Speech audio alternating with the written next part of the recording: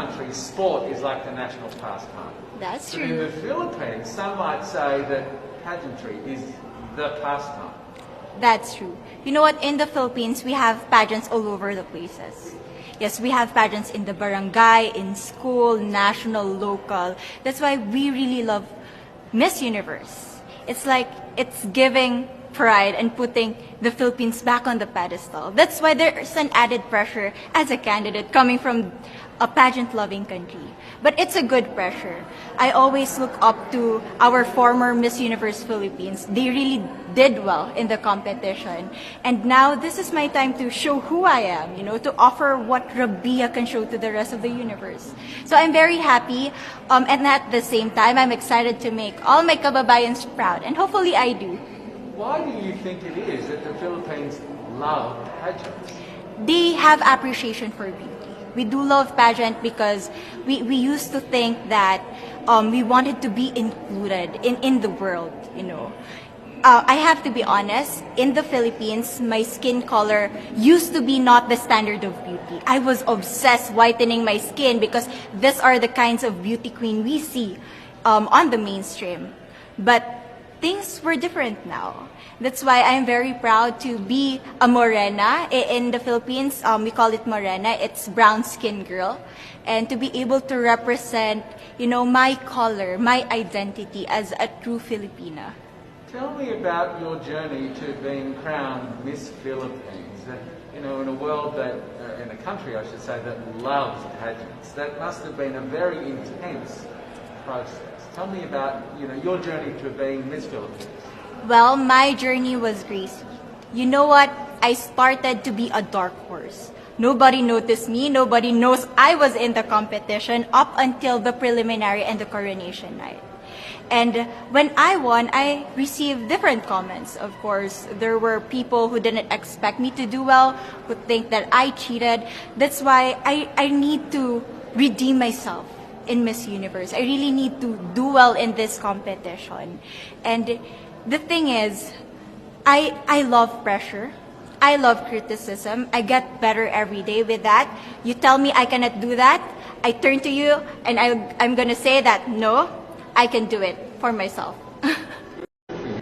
So how does it feel then to be on the global stage? How do you feel to be here in this moment, right now? It's crazy, but I'm overwhelmed with the support, not just from the Filipino community, but also from Thailand, Latin countries who do appreciate me as a candidate, as a person.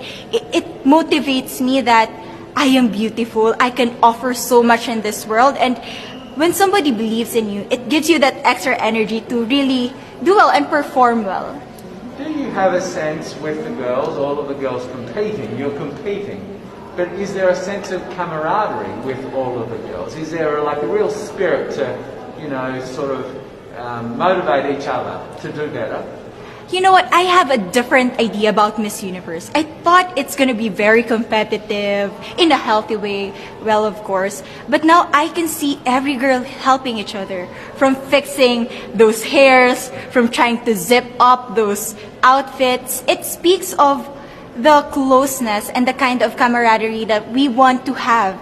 The goal of Miss Universe is not just to crown one girl, but also to build a genuine and long-lasting friendships among us. Would you say within the Miss Universe world, the contestants, is there a sisterhood? Are you sisters? There is sisterhood. I can say I was able to talk to different representatives from different backgrounds, different cultures. And despite our differences, there's so much to be highlighted in what binds us together. And that is because we want to empower women. We want to have our advocacies. We want to speak for the things that we love. And that's a celebration of women and the beauty that we have.